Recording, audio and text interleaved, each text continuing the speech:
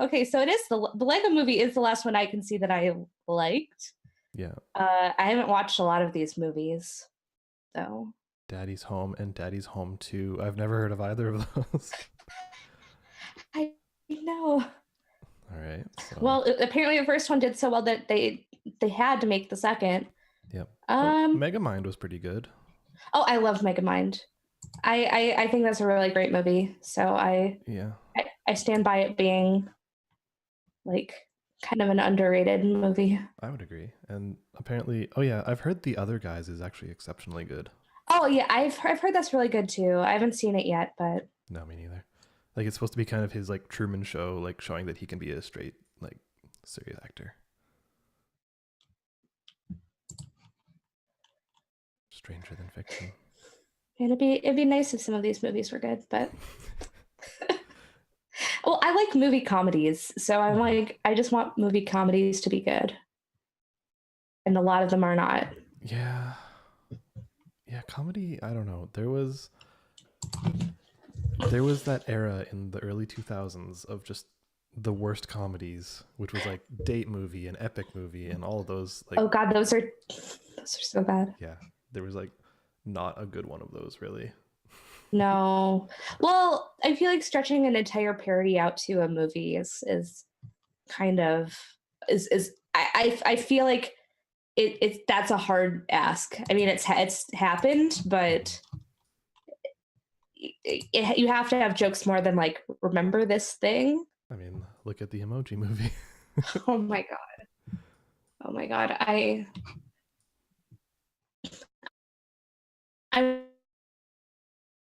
Oh no. watched Oh no, it's we're you're very Robo Allison. purposely. Hmm? Oh, there we go. You were very Robo Allison. Oh no. No, okay. I'm glad it's not there anymore. Yes, you're good now. Oh, we Sounds also have good. one Chris Edgerton in the chat. Hello. You're in for a very Hi, short. Chris. You're in for a short one today. short, short but sweet. Yeah. Oh, by the way, should I get a video ready for whatever you're bringing? I can add something to the thing, but I'm mostly, Sure. but I'm also still talking about Phoenix Wright and Smash. So I should probably clear that playlist out. There's a lot of junk in there. All right. I've added things, but I have not removed them. But Yeah, I'll just remove everything. Goodbye, Pokemon. okay. Goodbye, Tetris Effect. I'm adding something now. Oh, not that way. It's not quite a video game. What? Yep. That's what I'm talking about today. Something that's not quite a video game. Oh, this is going to be an interesting episode. Katamari Damacy reroll. Can I delete that or should that stay? Yeah, it's actually I haven't played it very much this week, but yeah, it's Katamari. Yep.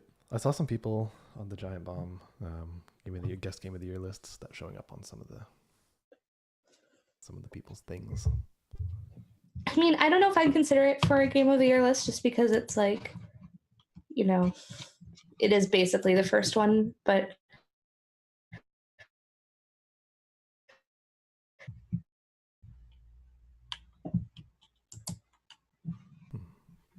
but I like looking at those lists just because I like seeing the kind of weird games that aren't getting mentioned on like the main lists. Yeah, I would agree. Excuse me. All right.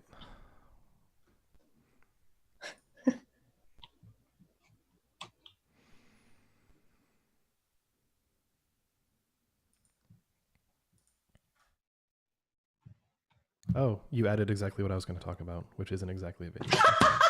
Yes, I'm so excited. Okay, I was wondering if because I was planning on it being not very spoilery, but I'm glad that we can kind of be on the same page there. Yeah. I was thinking, yeah, probably shouldn't spoil a thing that came out yesterday, but right. Right. Yeah. So not spoiling it, but I'm glad that we can both kind of yeah, we can talk about it conceptually. talk. Yes. Oh, all right.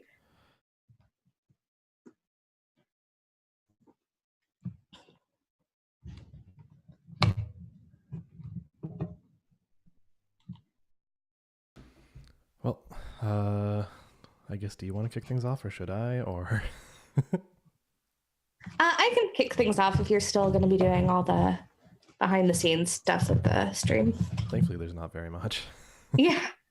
Well, especially if one of the things we're talking about is the same thing. Mm-hmm. All right, so I'll get started. Hello, and welcome to episode 50 of Gaming Fix. This is going to be kind of an interesting one because even though we have it's a big milestone podcast for us, it's also a very small podcast. I'm Allison, and I'm joined with Alex. Hi. And that's it this week. So it's not even a AAA, it's a AA. Yep. Like the batteries. We are the missing. We are the missing. Oh, and we both love the missing. So I feel like that's perfect. Yeah. So let's go back and change our Game of the Year list right now. Yeah. That's what this episode is going to be, is us going back to our Game of the Year, bumping up Celeste, bumping up the missing, all the games that we both really loved. So. Yep. And also, what a way to ring in 2019. Yeah. Our last podcast of the year. It's kind of a smaller one. That's kind of interesting. It's fine. Everybody's off doing things and being busy and stuff. Yeah, it's that time of the year where people are busy, and so yeah. I'm glad we can still get one out this week. Yeah. Do you have any plans for your New Year's, or are you just kind of chilling out? Not really. One of my friends was talking about throwing a party, but I have not heard anything about it. And since that's in 2 days, I'm like, I don't know, maybe. But how about you? Nothing. Oh, I'm driving my mother to the airport. That's what I'm doing on New Year's Eve. Well, that's a party in itself, so. Yeah, it'll be very, very exciting. It was a fun time. Yeah, but I actually have been having this week off, and so I've basically my office is closed between Christmas and New Year's, so it's been kind of relaxing week, and then hopefully a little bit more relaxing before I have to go back on Wednesday. So. Oh, Wednesday. At least you get a little buffer. Yeah, a little buffer. Go back on Wednesday, work for 3 days, and then that'll be good. But I think you mean just like explode for 3 days, because it's going to be so much in those 3 days. Oh my God, yeah. No, it's I can't get into many details, but before I left, I set multiple contingency plans in place, and I had an appointment scheduled for the 2nd, and I was like, I gotta cancel that. I'm going to be too busy to leave, so it's going to be an interesting day. Yep. Yeah. Start the year right. Start the year right with some stress and missing sitting at home playing video games, but which we both did a little bit of this week. Do you want to get it started off with what you've been playing this week? Yeah, sure. Well, I've actually been playing quite a bit of Overwatch, but there's not really much to say there because it's Overwatch, y'all. It's a good game. They're doing the winter stuff. They have some skins that are cute. That's about it. I need to go in and get some of those skins. Yeah. Actually, if you still log in, they give you 5 free loot boxes. But that might have just been on Christmas. I'm not totally sure. I'll have to check in on that because I did not check in on that. But I love. They always have some fun seasonal skins. Yeah, I like checking those out. I'm so sad I missed out on the Summer Games one, or whatever the basically the one that gets you the May pajamas, because those are the best. Yeah. I wish I had those too. Even though I'm bad at playing May, so I never play May. But I love her. That doesn't stop me from getting skins for the characters I don't play. Agreed. But yeah, no, the other thing I quote unquote played was the new Netflix Choose Your Own Adventure Black Mirror episode. Yeah, so we were talking about this briefly before we started, but I watched that too and was planning on bringing that as well. So I'm glad that we both watched that / played it. Yeah. So what's your history with Black Mirror? Have you seen most of it, or? Yeah, I think there might be one episode in the last season that I didn't watch, mostly because Black Mirror is one of those shows where I can't binge watch it at all. I need to just watch it and then take a break for a few minutes. Yeah. But I was a fan of them before the Netflix episodes, and then I've really enjoyed the Netflix episodes as well. Hmm. So I was pleasantly surprised to see a new, longer Black Mirror. How about you? Yeah, I've seen basically all of seasons 3 and 4, and like a couple choice episodes from the previous ones, like White Christmas and stuff like that. Mm-hmm. So not like, I don't have encyclopedic knowledge of the series. I should probably go back and watch the first couple seasons, but They're very good, so I definitely suggest it, but also give yourself time and space to do it, because I'm with Black Mirror. It's one of those shows where I can watch one episode and then I just need to go sit and do something pleasant for a while. yeah, it is a lot of existential dread. Yes, or just sitting and going like, oh, what did I just experience? Yeah. So I was really looking forward to this one, just because I don't think it's a spoiler to say that it's an interactive movie, because they put that out right out at the front, that it's basically like a choose your own adventure game, but in movie form. Which they had experimented with a little bit before with the Minecraft stuff. Right. Well, Netflix had. Yes. It's Sorry, yeah, Netflix, not Black Mirror. that just made me think of like what Black Mirror would do with Minecraft, and Man. that would be weird. It'd be something like from the perspective of a creeper. Or I just want to see what they would do, like completely in the space of like Minecraft, or some other game, like using assets from Gary's mod or something. Just So basically the that World of Warcraft episode of South Park, but Black Mirror in Minecraft. Yes. But yeah, so Netflix had done a little bit of that, mostly with some of their rest in peace Telltale stuff. But yeah, it feels like a departure, especially since it's using actual live filmed live action movie, and it's like a full movie length too. Like, I don't know how long your playthrough of it took, but I spent about I think most of them are aimed to be about 90 minutes or thereabouts. Yeah, I didn't time it, but it was probably about 90 minutes. And I've heard there's like 5 hours of footage that you can see in this thing.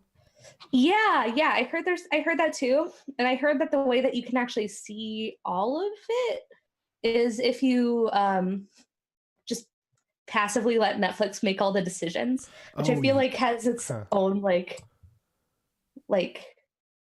says something about it. And I don't know if I should don't want to go full into the spoilers of it at all, but yeah, it's an interesting decision. Yeah, because I was watching it with Cheese, and like the first thing that happened was, because we're watching it both on our own screens and doing it over Skype, and we have to say like, okay, which choice are we picking together? And I was like, oh, that'd be interesting. I was like, I wonder what happens if we just let the timer run out. Like, does that present an option? Like, but we never experimented. So it's good to know you can just let Netflix take over. I did that once. Yeah. And it just kind of chooses, I think, the first one that it starts the countdown with the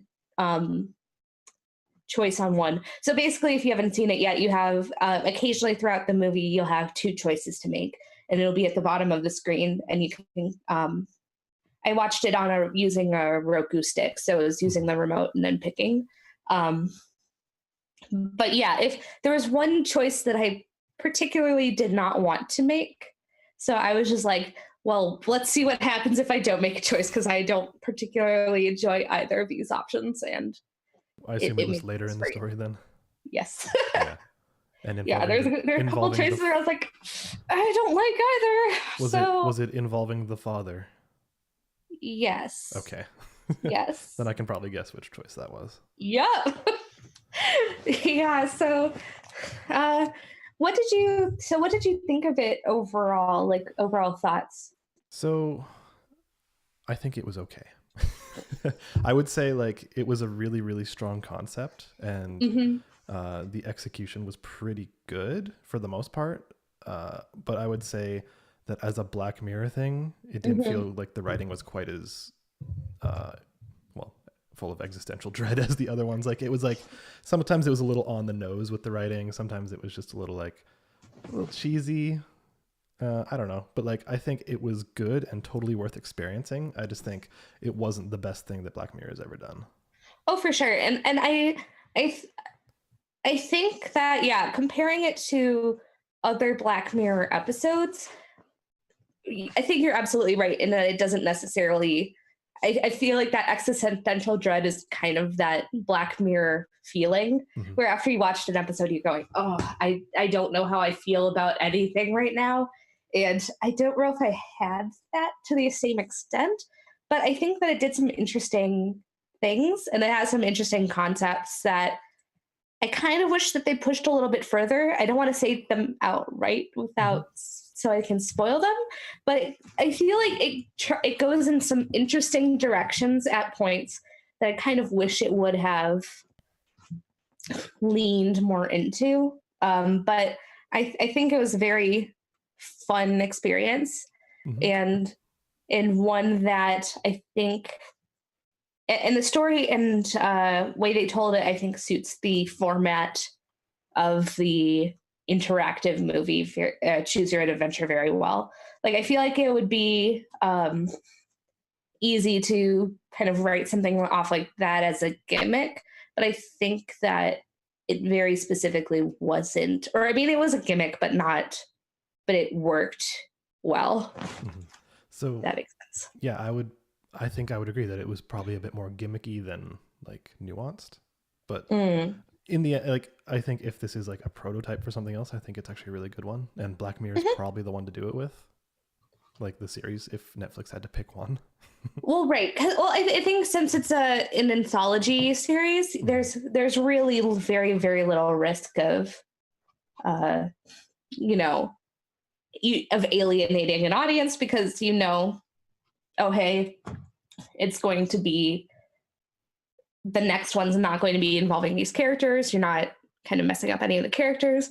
But as somebody that likes Black Mirror a lot, that name recognition is very easy for me to go, oh, sure, I'm going to watch this interactive thing, even though I don't know what it is.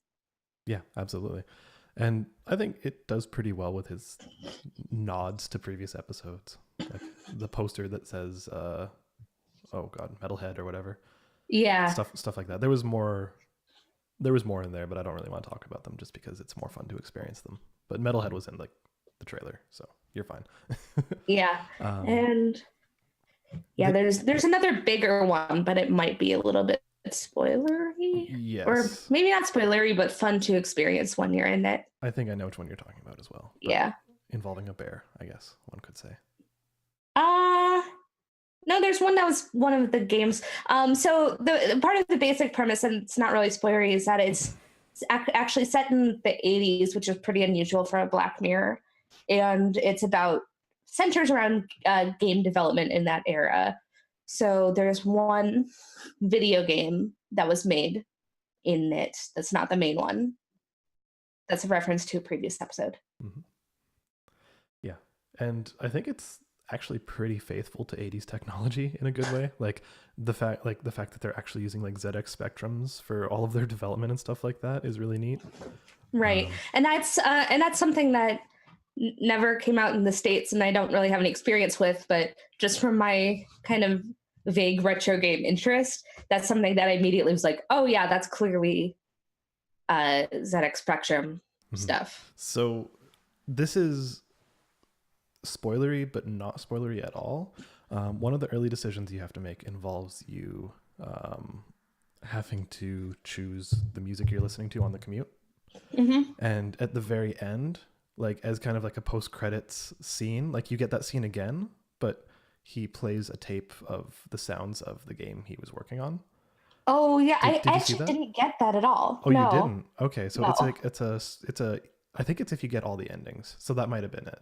Is that I don't know if I did. I played it and got several different endings, but there's one point where they're just like, "You're done," and so I didn't say that. Oh, okay. Maybe I should find a link for you for that. And I'm honestly interested. I've actually seen people have come up with various oh god, yeah. flowcharts. It's nuts.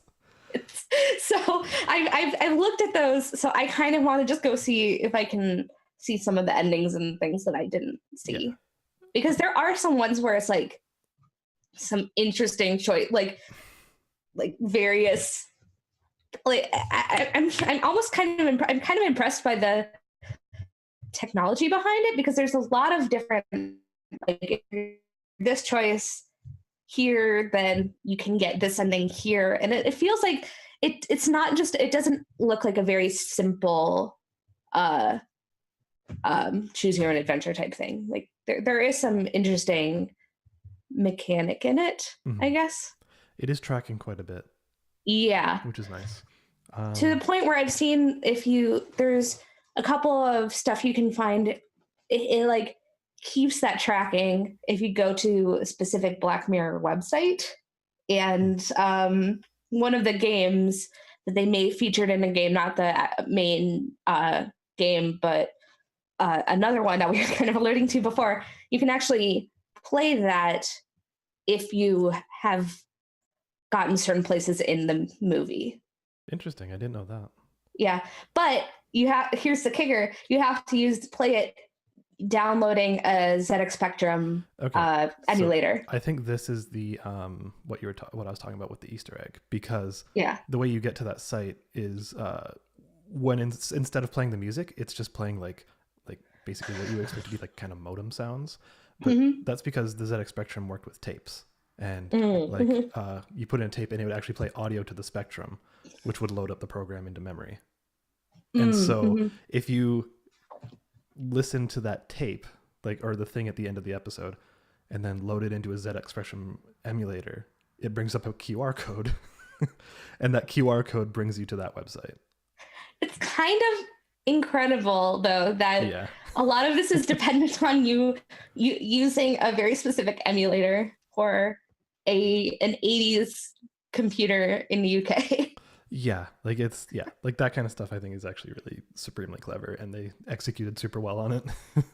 Yeah. Like, so that's pretty neat. And there was one specific scene, like up to a point I was like, this is fine, this is good, but like, I don't know, I'm not in love with it. But there's one where they very much break the fourth wall. And that I went down that path hard, and I was like, this is amazing. I was like, I am going full force down this path, and I don't want to spoil it again, but it is so good. And that actually has some multiple endings as well. Yeah. And I saw one of them, and then I read about the other one that we didn't see, and I was like, fuck, I kind of want to go back and see that one. Okay, after the show, I think we need to talk more into detail about which ending you saw in that path, because that was an interesting one. Yeah, we should probably do that after the episode, because it is completely worth seeing. Right, and I think that's one of the things that I was really glad about, was that I saw it completely without any kind of spoiler, and I don't think that it would be ruined with some spoilers, but I think it is something that if you can experience, it's definitely worthwhile to experience it fresh, just because there is a lot, it goes some places that it would be nice to not know about beforehand. Yeah, I think. Agreed. Yeah, I think some foreknowledge would probably take away from the experience. Though, one piece of foreknowledge I will give you, that so there's points in the show or the episode or the movie, whatever you want to call it, that he's reading a book, and you see pictures of, it's kind of a biographical book of the author he kind of like reveres. He's like, yeah, this guy's the best. And did you recognize who the actor who playing the guy in the pictures was? I don't know if I did. It's Jeff Minter. Oh. Yeah, I saw that. I was like, is that Jeff Minter? And it was. And then I saw him in the credits. I was like, holy crap, that was Jeff Minter. That's hilarious. And that's an extremely inspired choice. That's so interesting. Yeah. So That's a good Easter egg, and I think most people would probably not recognize it. But like, if you know that was the guy who made Tempest, you'd be like, okay, that's pretty sick. That is kind of amazing. It's really, really fun just how detailed they went into all of this, because I feel like it would be so easy for them to just make generic, oh, this is an 80s game, but they went all in on being very specific to that era of video games, which I thought was really neat. Yeah, definitely. Yeah, there's some reverence there, and I think it's worth experiencing. I don't think it's the best Black Mirror thing ever, but I think it's good.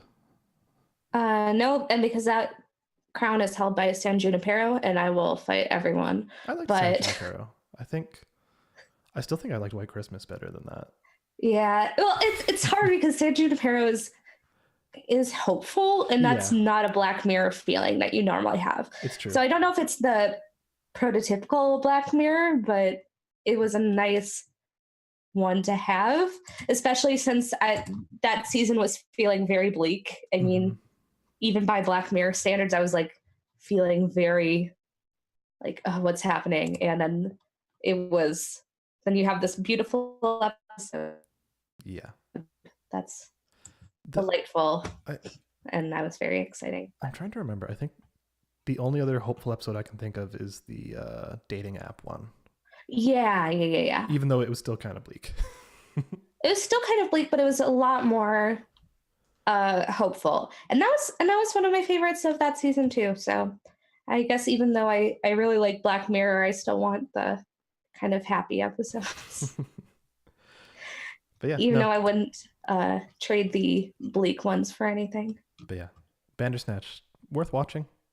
Yeah, totally. Or absolutely worth watching. Even if you haven't watched any Black Mirror, I think the only stuff that really carries through are some Easter eggs mostly. Mm-hmm. And it's because the whole thing's an anthology. But I think I would definitely recommend it to most people. I'm trying to think of who I wouldn't recommend Black Mirror to. If you don't like feeling bleak and unhappy, I would not recommend Black Mirror. But it's an interesting one. It's a very interesting. Well, there's not really a lot of shows like it, but I think it's quite good, especially if you like science fiction. Mm-hmm. And don't mind feeling existential dread. Or if you like that, then and if you haven't watched Black Mirror, then why haven't you watched Black Mirror yet? That's great. Yes. All right. Yeah, but cool. Yeah. So sounds good. So have you played anything else this week? Not really. I've just been really busy with family stuff actually. So, which has been good. It's that time of the year, I suppose. Mm-hmm. And how about for you? I know you had one other game in mind, at least. Yeah. So so this time of year, and again, this is only the second time we've done Game of the Year, so it's not really like as always, but as always, it's kind of nice to have that feeling of, okay, I don't really have to play anything super current right now. Mm-hmm. So I've been playing through the Phoenix Wright trilogy. I've also bought the rest of the Phoenix Wright game, or Ace Attorney games rather, that are available on 3DS. So I have the entire set on my 2DS. Mm-hmm. But I'm currently playing through the third game. I just finished the second one. So I'm in the middle of the second bit in the third game. And those games hold up. There's definitely occasionally some points where I'm like, this is some adventure game logic, but for the most part, I think it's pretty good for you actually just having to detect what's going on. Mm-hmm.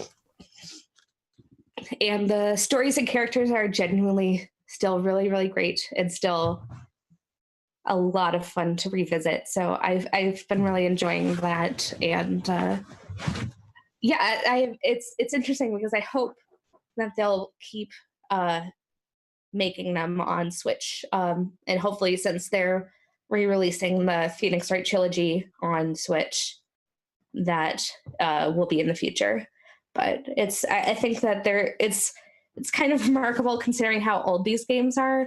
Like the original ones were released on the Game Boy Advance in Japan, and then they were re-released on DS, and actually then was when they were first released in the US. But for being at this point, like 15-year-old games, or the first one is at least, it's really, I feel like the story itself works really well, and the characters are all just so great that it just feels kind of good to revisit them. It's like, oh yes, I'm back with my buddies. So yeah, that's fantastic. Yeah, did yeah, and play... I played. Sorry, I was gonna say, did you play any of them as they were coming out back in the day, or Not? The funny thing is that I played them a lot with my sibling, but we first played the first 3 on WiiWare. Oh, yeah. We downloaded them onto our Wii, so it's an interesting thing because they weren't I didn't play them on handheld until I got this trilogy, but we played them on our Wii and experienced them together. So that there's something kind of fun about that. And I've talked to my sibling a lot about it, but yeah, no, this is the first time I played them on a handheld. So cool, which is interesting. That's awesome. Yeah. Have you ever played the Layton games? I love them. Okay. I haven't completely finished the rest of this, like all the series, but I've played the first few games all the way through, and I've played first couple multiple times. But yeah, those are very good, and I would like more games like that because I love the Layton games. Yeah, and I think like you should maybe try Danganronpa V3.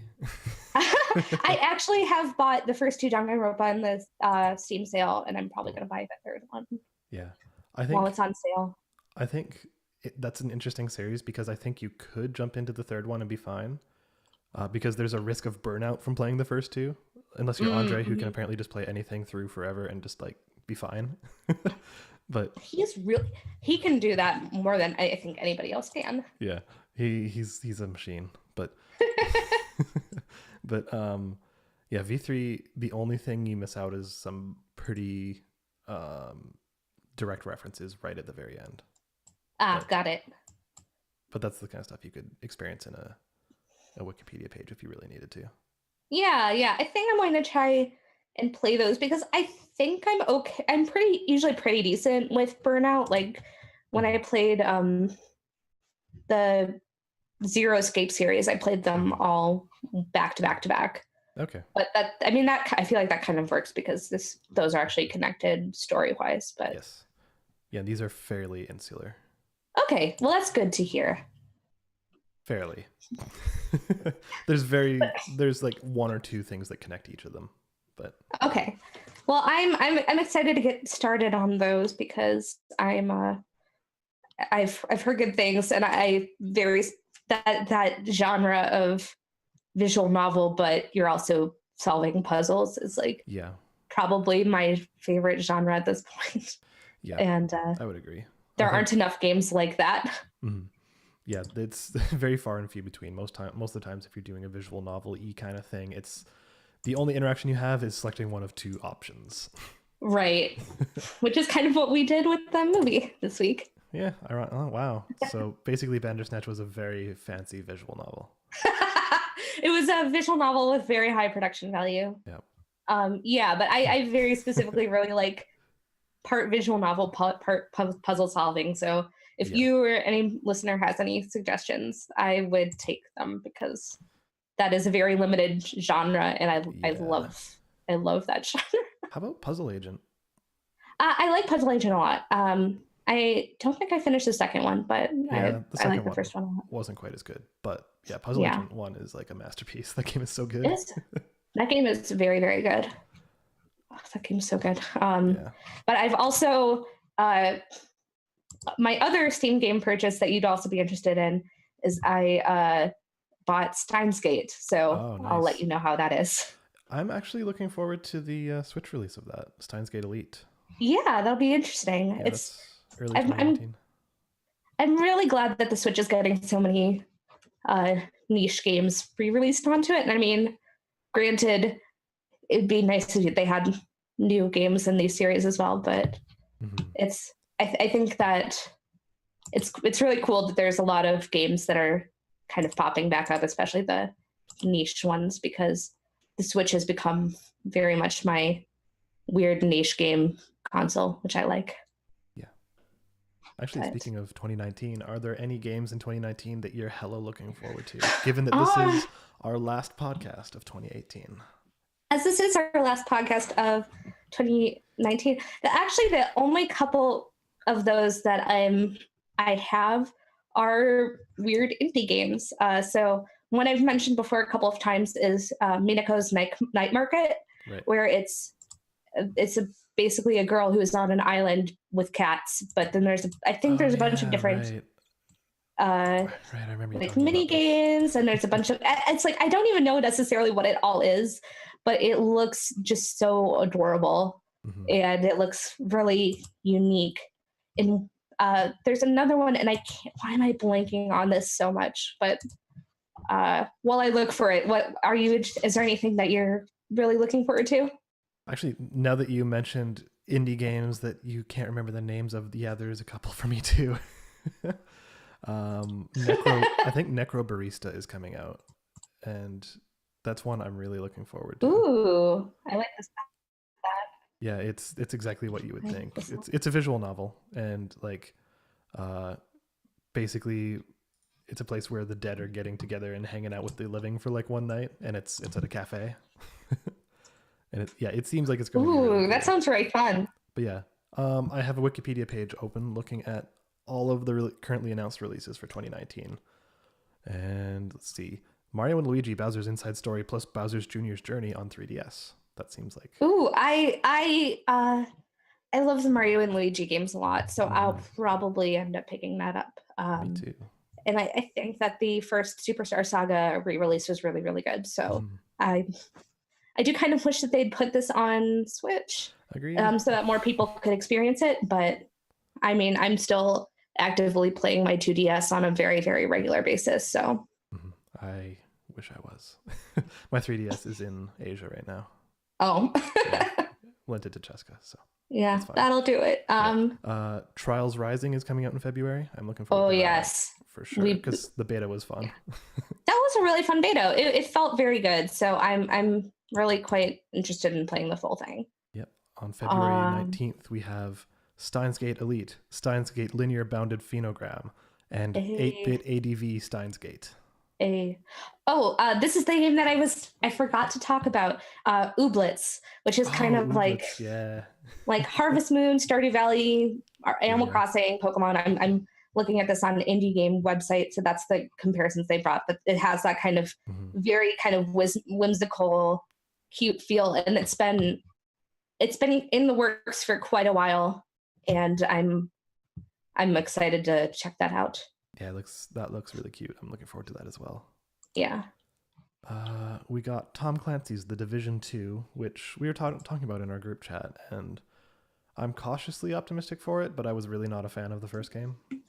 I never played it, mostly because I everything I heard was kind of, I don't know.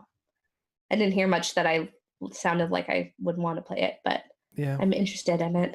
Yeah, like my issue with that game, I've talked about it in our chat, and it's too bad we don't have like Sam here who really loved it, so we could kind of get the contrasting opinions. You only get mine, haha. But like the problem with that I had with that game was the first, let's say 5 or 6 hours was kind of like, oh, this feels like a shooter where, you know, getting headshots matters and like having actual skill matters. But then after a certain point, it was just a numbers game. Like my gun does 5,000 DPS, and like if I don't have above 10,000 DPS, I'm never going to be able to do enough to this boss. Like it's just, it became less about skill and more about just like finding good loot and grinding. And I was just like, Let's see. We have, another indie title, upcoming classic is the, as for now, Untitled Goose Game. Oh And yeah, right. That looks amazing. I'm genuinely really excited. Yeah, the videos that came out of PAX for that were really good. And I don't know, it's like, yes, it's kind of another, you play as an, like I've seen people compare it to Goat Simulator, but at the same time I'm like, I just want to be a goose where I am mean to people. Yeah, I mean, gooses are jerks, so. Yeah, totally. So I think that will be an interesting one, Mhm. and one to look out for. Agreed. Oh man, everybody's game of the year next year is coming out on April 26th. That is Days Gone. Oh, I forgot that game existed. I did too. You mentioned that, and I'm like, I I feel like we saw it long enough ago that I something about it, like, I know logically it didn't come out yet, Mhm. but part of me was like, didn't it already come out? Yeah, it seems like the kind of game that would come and go. Yeah, I was like, Days Gone. I'm like, oh, I thought that came out like last year, but Yeah, we're nope, being it's still we're, kicking. we're being so dismissive of it. I hope it ends up being amazing. Yeah. I mean, it would be really. I genuinely never hope that games are bad. I would like games to be as good as what people put into them, and I know Yeah. that there are definitely people who are working really hard on Days Gone to be good, but Yeah, I that's just, true. nothing I've seen of it makes me look super interesting. But Yeah, who it's knows? like, It could be the game of the year 2019. yeah. I mean, I like The Last of Us, but I'm not huge on Dead Rising, so Yeah. Well, I feel like I was feeling zombie fatigue like 5 years ago. yeah, that's also a big factor. And bikers, eh. I mean, uh, everybody remembers Ride to Hell Oh Retribution my as god, being so good. best game of the year, whatever year that came out. Oh, that must have been like 2015, 2014 maybe. But either Uh, way, 2013. oh my god, is that old? Holy cow. We've had 5 years of Ride to Hell Retribution. Why didn't we have like a 5-year anniversary podcast about that game? You're right. That game was so good. It wasn't. No, I've never played it and never particularly want to, but I love watching people play it and go, what's going on? I'm just kind of looking through. There's some stuff that I think everybody's going to be interested in. One of which that you might be interested in is Fire Emblem Three Houses. Yes. Yeah. I'm very excited about that. I do really like Fire Emblem, and I've been kind of craving it, I guess. I lent my sibling my copy of Fates, but I was thinking about going back in and actually finishing the last campaign of Fates, but hopefully Switch Fire Emblem is very good, because that would be very nice if it was. Yep. In the Valley of Gods will be coming out. That's the new Campo Santo game. Oh, yeah. So I'm certainly looking forward to seeing whatever they do, because Firewatch was flawed, but I really enjoyed it. I loved Firewatch, so I haven't actually seen too much about that, but since I love Firewatch, I am very willing to give them my money and play that. That will technically be the first new IP from Valve in a very long time. So that's confirmation that Half-Life 3 is coming out, right? Yeah. Well, duh. I think I saw people when they saw that they acquired Campo Santo. I was like, oh, it's Half-Life 3? And I mean, granted, that's a joke at this point, but yeah, man. But I love Half-Life, so I loved Half-Life a lot in 2004. I don't know. Yeah. I haven't gone back to it out of fear. I actually only played Half-Life 2 for the first time in like 2000 and I want to say 2010, 2011. Like, I played it quite a bit after it was released, and I think it holds up. Like, I played Half-Life 2 not that long ago. I didn't finish it, but I played through part of it, and it's still a very great game. That's cool. Yeah. Like, I got that game the day it came out, so I really loved it at the time. And all the episodes were fine. Episode 1 was pretty bad, but episode 2 was fine. Yeah. So. And it ends up on a cliffhanger, though. Yes, it does. Val, what you doing? Yeah, I thought episode 1 was fine, but just kind of Meandering. not. Yeah, nothing really substantial, but yeah. So I know it's a meme at this point, but it would be nice if there's some sort of closure, Mm-hmm.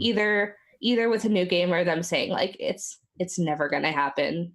Yep. We make way too much money off of Steam now. Yeah, if they're like, nope, we're just a Dota factory and a Team Fortress 2 factory and a Counter-Strike factory.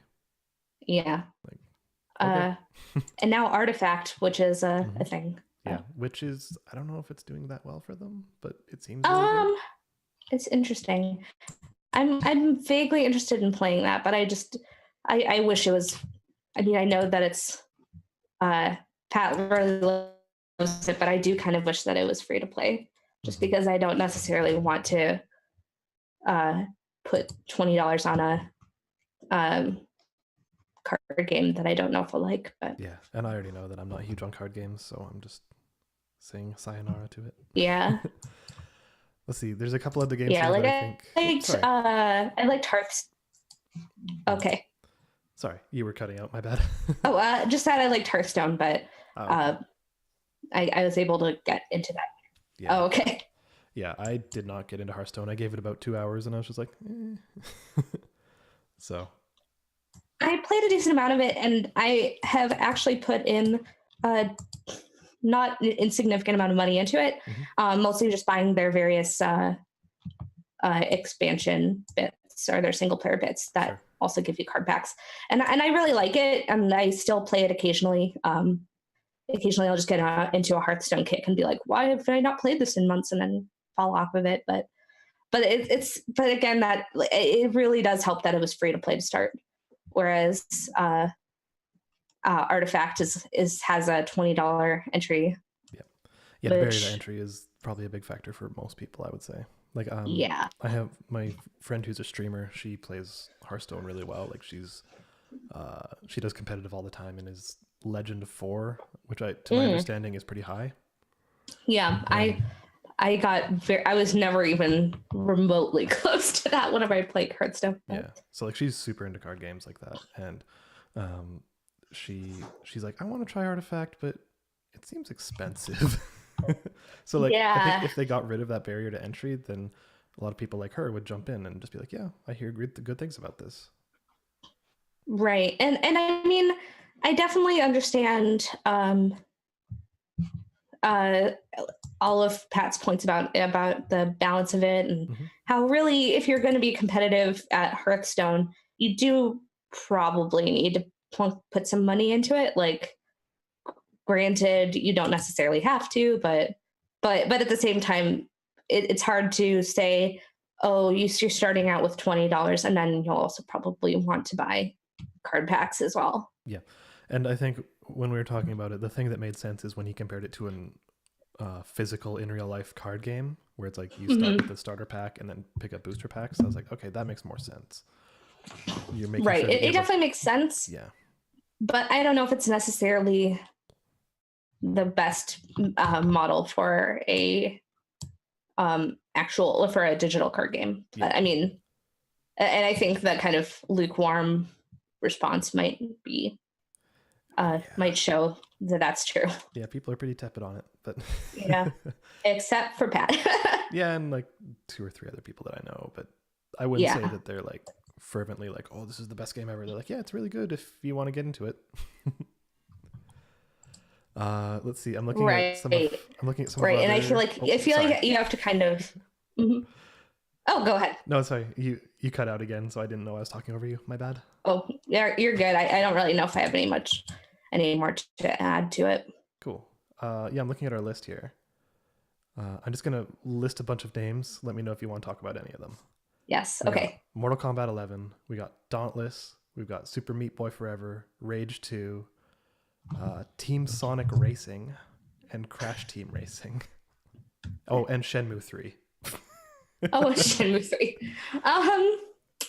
I've actually never played the first 2 Shenmue games, and I don't know if they're necessarily, from what I've heard, they haven't really aged well. I mean, people are mixed on that, but it'll be interesting to see how if Shenmue 3 is kind of similarly, if it's moved ahead with the times at all, or if it's more of the same, which I think people who are rediscovering it might not think it's aged as well as they'd like. I found the Shenmue games really interesting at the time. I didn't like them, Mm-hmm. but like I played through them because I thought they were they were interesting. And I would say these days, if I was to draw a comparison point, it would be kind of like Yakuza without the ludicrous humor. Like if you compare Yakuza to like a Grand Theft Auto in terms of just how they approach the open world kind of format, I would say it's much more on the Yakuza side of things, and but it's very self-serious. Like it has some humor and it has some silliness, but like definitely not like Yakuza. Right. And having played a decent amount of Yakuza 0, it's like I don't know if that game would be any fun if it was completely self-serious and didn't have the fun side missions and Totally. and everything. And you didn't you didn't get money amounts when you punch people. Like yeah. like that game is good in part because of how ridiculous it is, not in spite of it. So yeah, I mean, just watch karaoke from any of the Yakuza games, and you'll understand why it's so ridiculous. Oh man, those karaoke scenes are real good. They're so beautiful. But yeah, I could see myself being interested in Super Meat Boy Forever because I loved the first one and I finished it. I think I remembered reading that it's technically Team Meat, but isn't Edmund not involved with it? I don't know. I haven't seen that. I'll take a quick look. Yeah. I thought I remember seeing something about one of them not being involved with it, really. But I could be completely wrong. Yeah, and it's looking like he's not. Like I'm looking on the Wikipedia and I'm not seeing. Oh yeah, it looks like he left Team Meat and Macmillan. So yeah, so that's what I seem to remember was that he had left. But yeah. So I don't know. I'm interested in it, but like without the original Team Meat, I'm hesitant, I guess. Yeah, I'm a little bit hesitant, but I'm definitely interested in seeing what it's like. I never actually finished Super Meat Boy because I'm not that good, but I've played a decent amount of it on both PC and Switch, and so I'm excited to give it a shot or see what's the deal with Super Meat Boy Forever. So agreed. Yeah, Rage 2 is something I'm actually kind of wanting to check out. It looks kind of good. Yeah, like it looks like Borderlands, but also like Sunset Overdrive. So that's kind of cool. Yeah, and I like both. I've actually not played Sunset Overdrive, but I was big on Borderlands when it was more of a thing, and I like when games aren't so serious about stuff like that, especially if it's like a shooter game like Rage. So I'm intrigued and will be interested to see what comes of Rage 2. Mm-hmm. Do you think you will go and see Detective Pikachu? Oh, 100%. I am That's there. not even a question. No, it's not even a question. Like I went and saw the Mary Poppins Returns with my family, right. and there was a Detective Pikachu trailer before that. Yes. My parents were like, "Oh, okay, what?" And my sibling and I were like, "Yes, Detective Pikachu. We have to see this." I think it could be either really good or bad, but very watchably bad. So I think that either way, it's not going to be an unwatchable movie. It looks like it'll be very fun. Yeah, it looks like it's not going to be the Super Mario Brothers movie. No. I have watched that and it's kind of fun in a bad way, but it's not. It's certainly not good. It's certainly not good. Yeah. But it's a very interesting movie. But I'm excited about I'm very excited about Detective Pikachu. Yeah. That trailer is very fun. The Mr. Mime stuff was real weird. Well, all the design is very weird, but in like it feels I feel like everything that I've seen of it so far is really purposeful. Like the design of it looks very weird and kind of creepy, but I feel like it's leaning into all of that. It's not, and it's also leaning all into the Pokemon aspect. Not necessarily, it's not ashamed of making a Pokemon movie. It's like, yep, we're making a Pokemon movie. It's weird, it's kind of creepy, and this is what we're making. And I kind of think that. I don't know why, but watching that trailer gave me Pacific Rim vibes, just in terms of its style and everything, and especially like the Pokemon being ultra realistic. Yeah, so I could see that. Like, obviously they're completely different, but it just had that kind of vibe to me, and I was like, okay, yeah, this looks great. and I do love Pacific Rim, so even the sequel. I have not seen it, and I do not plan to. Yeah, me neither. I've heard enough spoilers of it, and I'm going, well, I'm good. I will have the memory of the first one unsullied by the sequel. Yeah, I'm looking through the rest of this list. There's some stuff that seems neat. There's the Ori sequel. There's Psychonauts 2. There's Luigi's Mansion 3. There's Gears 5, which I'm probably not going to play, but some people seem super psyched on it. Other than that, I don't know if there's anything I'm super excited for other than Necro Barista. Yeah. Right now, I feel like I'm mostly super excited about some of the indie titles that are coming up, but I'm excited to see. I mean, I know that I wasn't necessarily I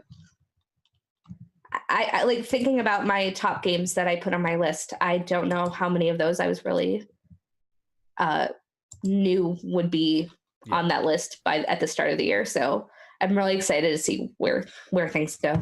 Yeah, absolutely. Like, my number one game was one that I picked up on a whim. So like, I think you're right. Predicting the best games of the year is probably impossible. For sure. And there's something kind of fun about thinking about how in a year we'll have all played these really cool games that we didn't even know existed at this point. Absolutely. Well, 2018 was a year. It was a very long year that people have pointed out, but I still think about how Black Panther came out this year, and oh my god, yeah, it did. Right? That's the one movie that I think about when I want to feel like 2018's lasted for an eternity. But I mean, Celeste did come out this year, and it's been quite a while since we played it, and yeah, but it was quite a year. But I've really enjoyed doing the podcast and enjoyed gaming, so I'm excited for seeing what 2019 has to bring. Yeah, and I think it will be, if nothing else, it will be interesting. If nothing else, it'll be interesting. Well, we'll have to have a Detective Pikachu spoiler cast at some point. Oh, absolutely. And after this stream and this recording, we'll have to talk a little bit about the spoilers of Black Mirror. Yes. That would actually be a really interesting spoiler cast if we do that sometime. Yeah, totally.